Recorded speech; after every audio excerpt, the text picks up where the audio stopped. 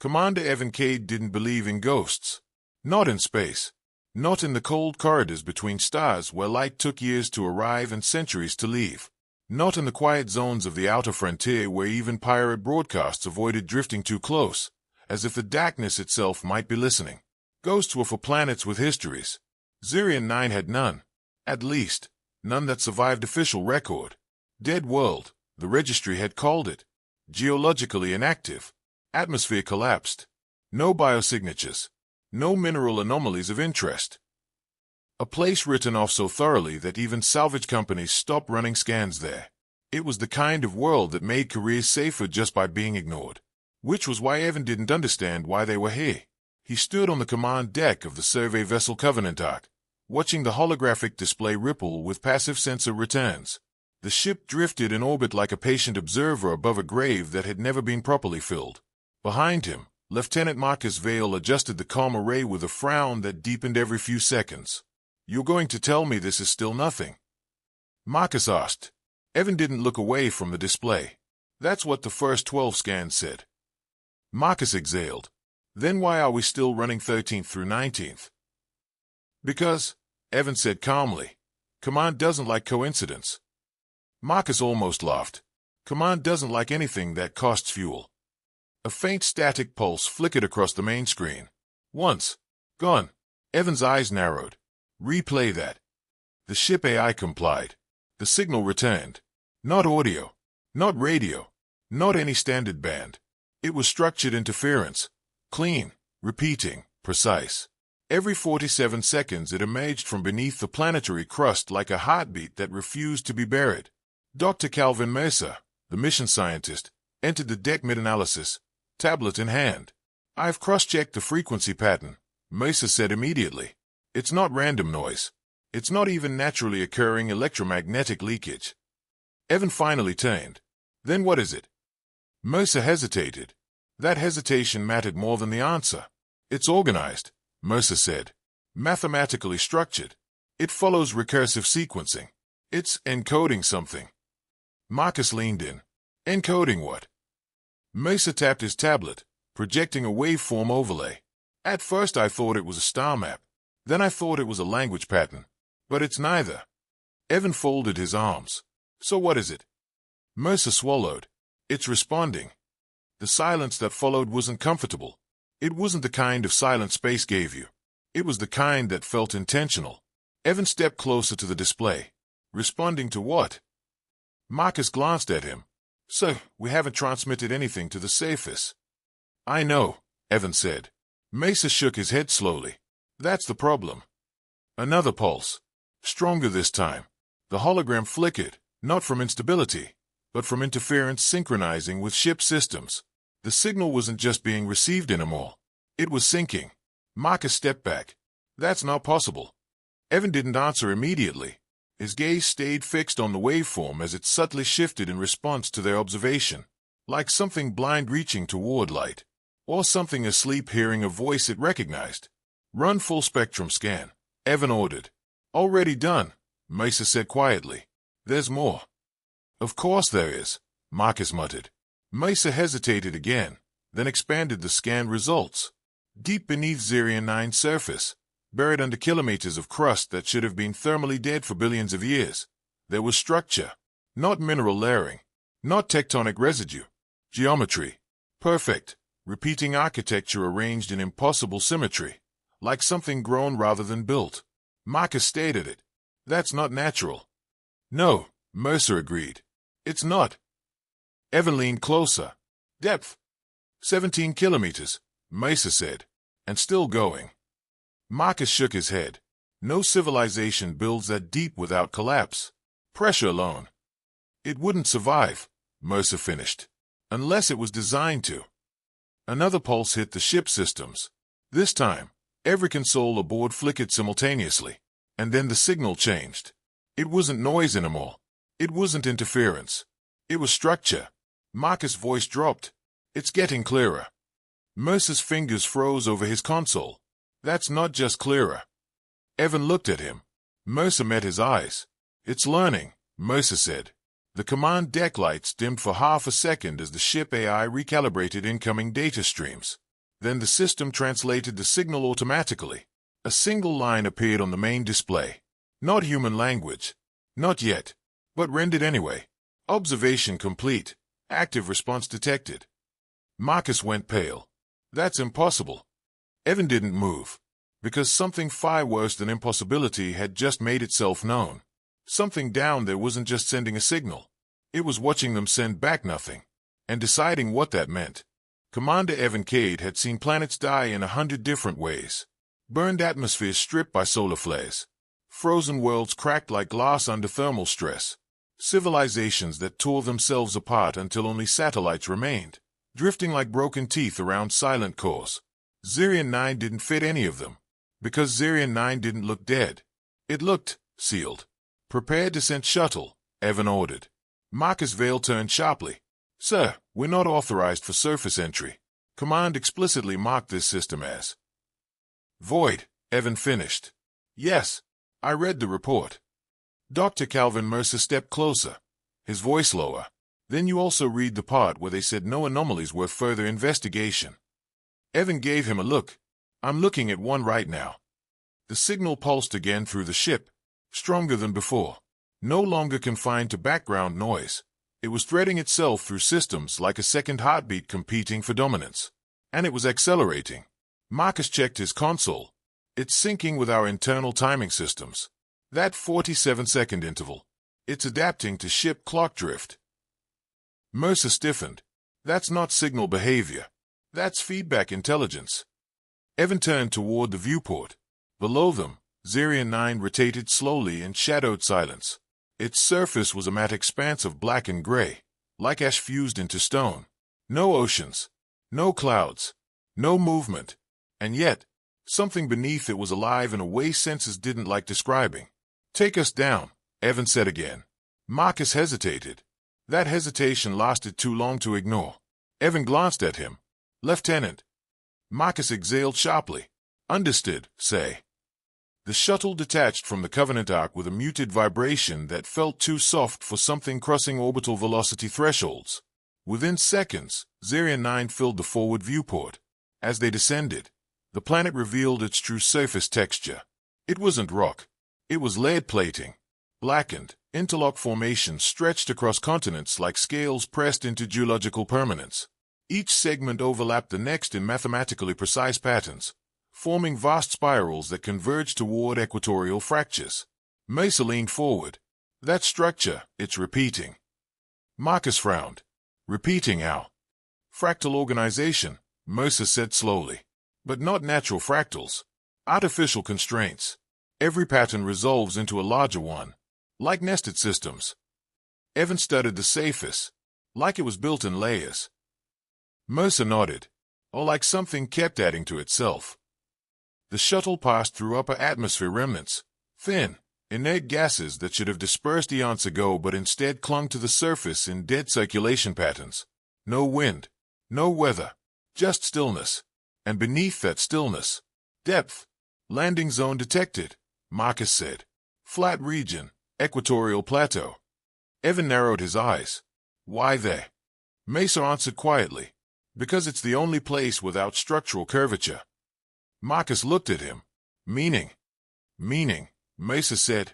Everything else is designed around it. The shuttle touched down with a controlled hiss. Dust did not rise. It settled. Because there was no wind to carry it. Evan stepped onto the surface first.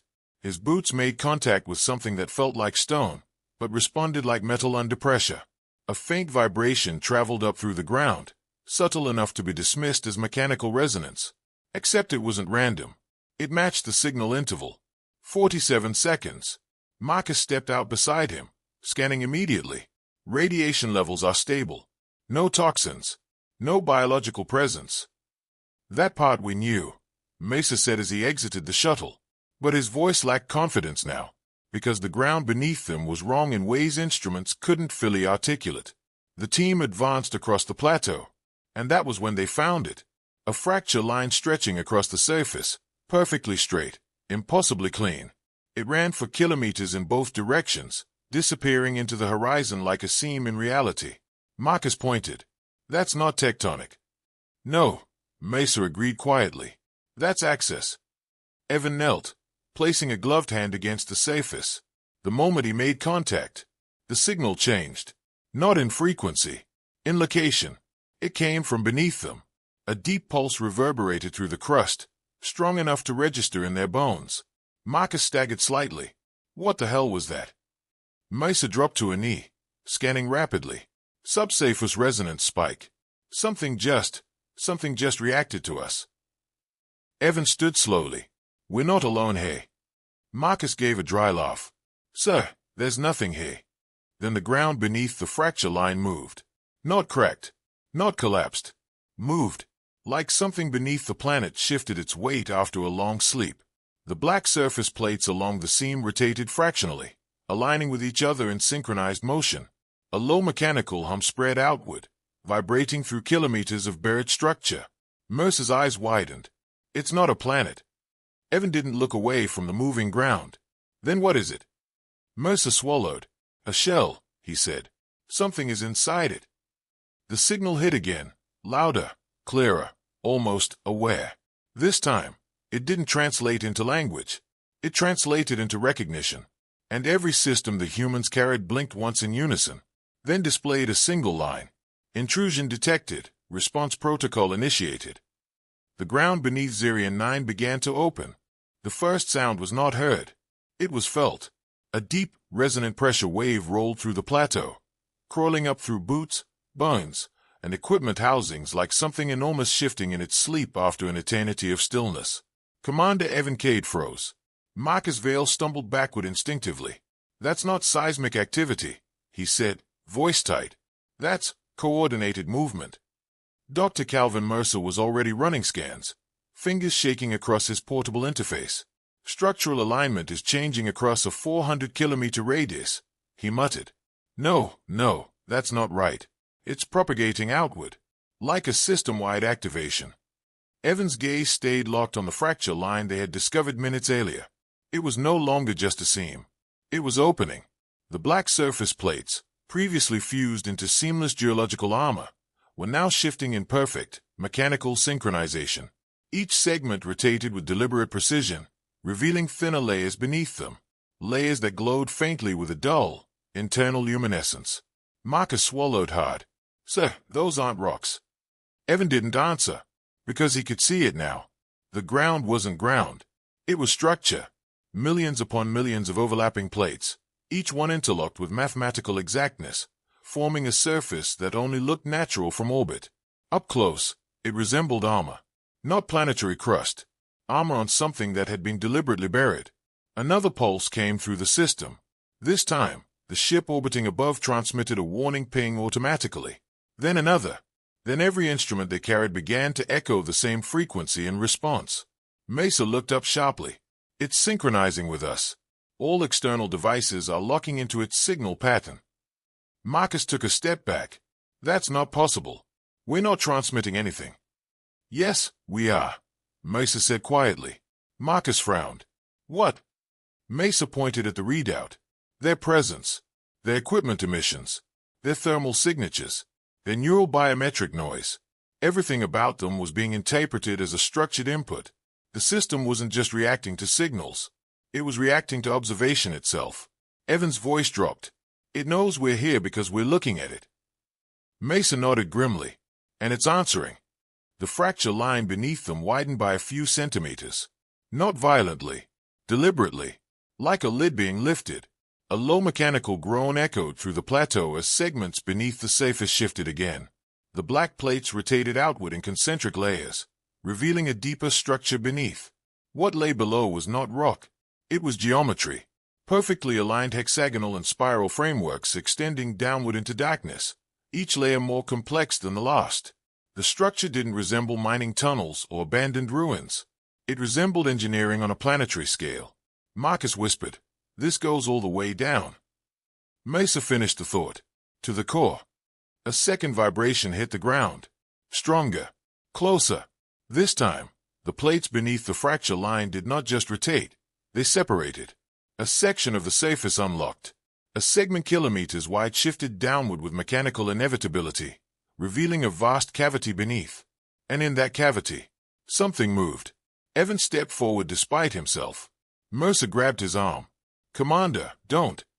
But Evan had already seen it. What lay beneath Zirian 9 was not a machine in the human sense. It was too large, too distributed, too old. What they had mistaken for a planetary crust was only the outermost layer of something far greater, a containment shell built around a dormant internal structure that extended beyond normal planetary scale limits. Massive curved surfaces unfolded beneath the opening layer, like overlapping scales of colossal organism made of engineered material. Each scale was kilometers across, each one shifting in response to their presence. Marcus backed away slowly. "That's not a structure, that's a thing." Mercer's voice was barely audible. "It's waking up." Then the signal changed again. But this time, it wasn't broadcast through the air or instruments. It was direct. Every neural interface, every chute display, every onboard implant synced at once. Even Evan felt it, an invasive pulse that bypassed external systems entirely and pressed into perception itself. A message formed, not in words first, in understanding, then translated. Contingency layer active. Marcus dropped to one knee, gripping his helmet. "It's in the comm system." "No, it's in my chute. What is this?" Mesa staggered, eyes fixed on his display. "It's not transmitting to devices. It's transmitting through cognition pathways. It's mapping interpretation directly." Evan forced himself to remain steady. "What does it want?" Mercer hesitated, then looked down into the opening fracture. "I don't think it's asking," he said. "I think it's confirming." The structure beneath them shifted again. This time, the movement was larger, slower, and deliberate in a way that suggested scale far beyond anything human intuition could comfortably process. The scales of Zirian 9 rotated outward in layers, revealing a deeper central void, an immense hollow chamber extending beyond sensor range. Within it, faint residual energy patterns flickered like dormant synaptic activity. Marcus whispered, "We didn't find a planet." Evan stayed into the opening darkness. "We found a shell," he said quietly. Mercer nodded, voice hollow.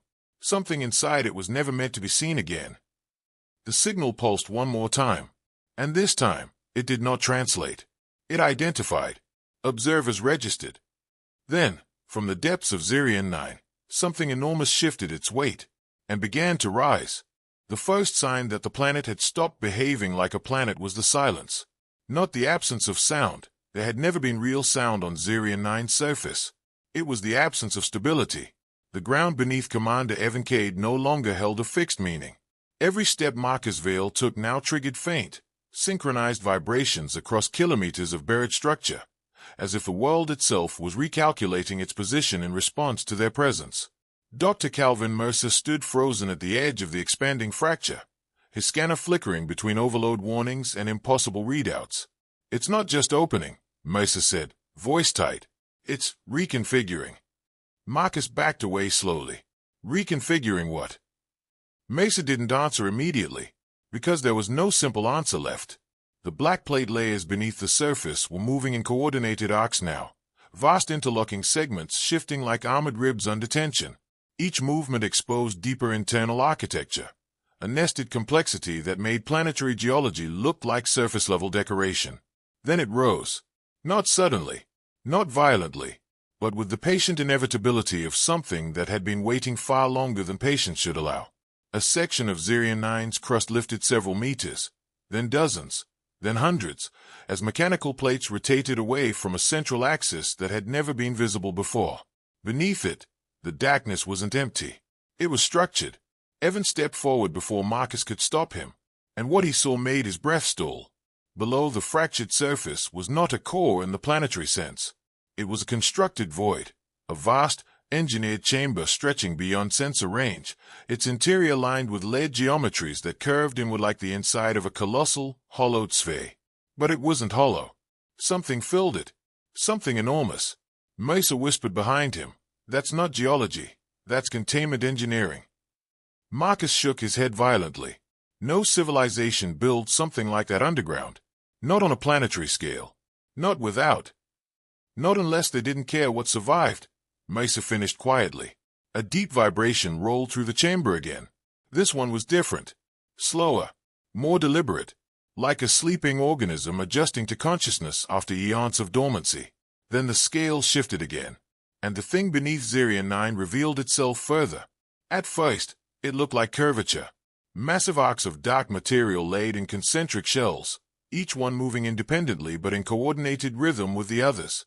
They weren't mechanical joints in any human sense. They were integrated structures, self-supporting and self-repairing, like a machine grown rather than assembled. Marcus swallowed hard. That's not a machine. Evan didn't take his eyes off it. Then what is it? Mercer answered, voice thin. A system. A second later, every instrument they carried went dead. Not failed. Not overloaded. Just silent. Then the signal retained. But it was no longer a pulsar pattern. It was presence. Every chute display, every neural interface, every onboard system lit up simultaneously with the same impossible translation. Recognition. Humanity's signature match confirmed. Marcus staggered back. Confirmed by what? We didn't send anything. Mesa shook his head slowly. We didn't have to. The structure beneath them responded. A section of the inner chamber rotated open like an eye slowly focusing, and something inside looked back. Evan felt it before he saw it properly. Not visual, not auditory, perceptual. A pressure and awareness, like being observed by something that didn't rely on eyes or senses but on understanding itself. The thing beneath Zirian 9 was not fully visible, even now.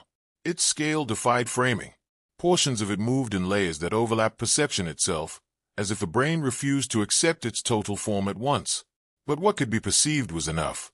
A central mass of shifting, interlocking structures, some organic in curvature, others geometric beyond natural design, rotated slowly within the chamber.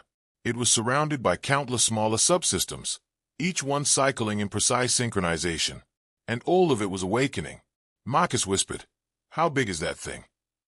Mercer didn't answer, because size no longer had meaning in a structure that extended beyond planetary curvature logic. The signal changed again. Now it was coherent without translation. Not words. Intent. Observation layer breach confirmed. Evan clenched his fists. We didn't breach anything. Mercer's voice dropped. Yes, we did. Marcus turned sharply. How? Mercer looked up at him, eyes hollow. By noticing it, he said. The structure beneath them shifted again. This time, the movement wasn't localized. It propagated through the entire planetary shell. Kilometer-wide plates rotated in synchronized waves, opening pathways deeper into the system's interior. Layers that had never been exposed in recorded history began unfolding, revealing nested structures inside structures, each one more complex than the last. And at the center of it all, something began to activate. A low-frequency resonance spread outward, not as sound, but as confirmation of state change. Every system aboard the Covenant Ark in orbit flickered back online without command, then displayed a single line. Contingency entity, awake. Marcus backed away slowly. We should leave. We should leave right now. Evan didn't move, because something deeper than fear had already taken hold. The thing beneath Zirian 9 was not attacking, not defending, not even reacting in a conventional sense. It was recognizing, and in that recognition, something far older than humanity's presence in the stars had just decided that humanity was no longer an unknown variable. It was a return condition, and deep inside the planetary shell, something enormous shifted its focus fully toward the surface for the first time in millions of cycles. The first thing Commander Evan Cade noticed was that the fear stopped escalating, not because it disappeared, because it plateaued. Like something inside the human mind had reached the edge of what it could meaningfully interpret. Around him, Marcus Vale stood rigid, staring into the fractured opening of Zirian 9's interior. Dr. Calvin Mercer no longer checked his instruments. They had stopped making sense minutes ago. Every system, every sensor, every external feed from the Covenant Ark in orbit now returned the same impossible state. Active response entity confirmed. No coordinates, no classification. No containment protocols, just acknowledgement. The thing beneath the planet was awake, but it still had not attacked. That was what disturbed Evan most. A tremor passed through the surface again, slow, deliberate, almost careful. The vast layered scales of Zirian 9 continued to open in cascading segments, revealing deeper architectural strata that spiraled inward toward a central void beyond normal spatial mapping. And then, The signal changed one final time. Not a pulse. Not a translation. A full system broadcast. Every device, every implant, every comm channel, human and machine alike, locked onto a single unified transmission. And it spoke. Not in sound. Not in language. But in comprehension that arrived fully formed in the mind. Humanity confirmed. Marcus stumbled back. No, that's not possible. Confirmed by what? We've never. He stopped, because the answer came immediately. Not as explanation, as memory. A sequence of impressions flooded their perception. Stars forming. Ships not built like anything human. A species that did not look like one species, but a coalition of engineered intelligences working as one intent. And humanity, not as they were now, but as they had been before something vast had gone silent. Mesa whispered, voice breaking. That's not data, that's recognition. Evan's jaw tightened. We're being matched against something. The presence beneath Zirian 9 responded. Match, create a signature class be recognized. Marcus shook his head violently. We didn't create anything like this. We don't even know what this is. The response came instantly. Not defensive. Corrective. You are incomplete iteration. The words settled into their minds like weight. Then the structure beneath them shifted again, this time not as a reaction to their presence, but as a transition to a higher operational state.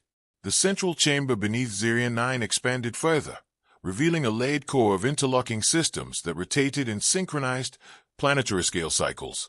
Each layer moved with its own logic, yet all of them aligned toward a singular convergence point deep within. And something at that point awakened fully. Marcus dropped to one knee. Commander, I don't think that's a machine. Evan didn't take his eyes off the opening void. Then what is it? Mesa answered quietly, almost reverently. A memory system, he said, at planetary scale. The signal surged.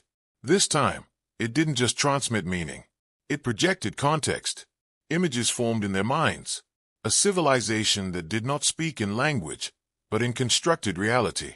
Systems built not for habitation, but for preservation. And a final directive encoded into architecture itself. Do not let the silence consume what remains. Marcus whispered. What silence? No answer came in words. Instead, the structure beneath Zirian 9 responded with a slow, deliberate expansion of the inner core. And the truth unfolded. Not as revelation, as scale. What they had taken for a dead planet was not dead at all.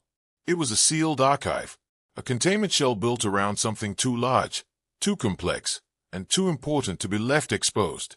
And the thing inside was not a weapon, not a predator, but a distributed intelligence network designed to preserve memory across extinction events. Mercer's voice was barely audible.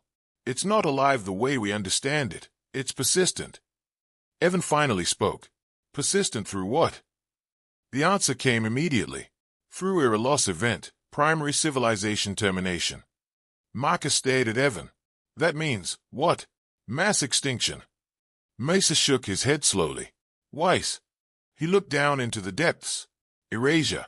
The structure beneath them pulsed again, and the scales of Zirian 9 opened fully for the first time. The entire planetary shell unfolded like a flower of engineered stone and machine, revealing a central structure that extended far beyond planetary dimensions, a nested architecture designed to store, replicate, and restore civilization-level patterns across unimaginable spans of time. And at its core, something recognized them completely. The signal changed one last time. Not broadcast, not translation, declaration, creator lineage detected. Evan felt something shift in his perception. Not external, internal, like a locked memory trying to surface. Marcus stepped back slowly. So, what is it saying? Evan didn't answer immediately, because the answer wasn't coming from the machine anymore. It was coming from somewhere deeper, a place in human understanding that felt like absence, like missing time. He looked at the rising structure beneath Zirian 9, the vast memory engine, the buried archive, the sleeping construct that had waited longer than recorded history allowed. And he finally spoke. We were expected. The system responded instantly. Awakening sequence complete. The signal stopped. Not faded. Not lost. Stopped, as if a long-running function had finally reached its condition. And deep within Zirian 9, something immense began to move again. not as a response, but as continuation.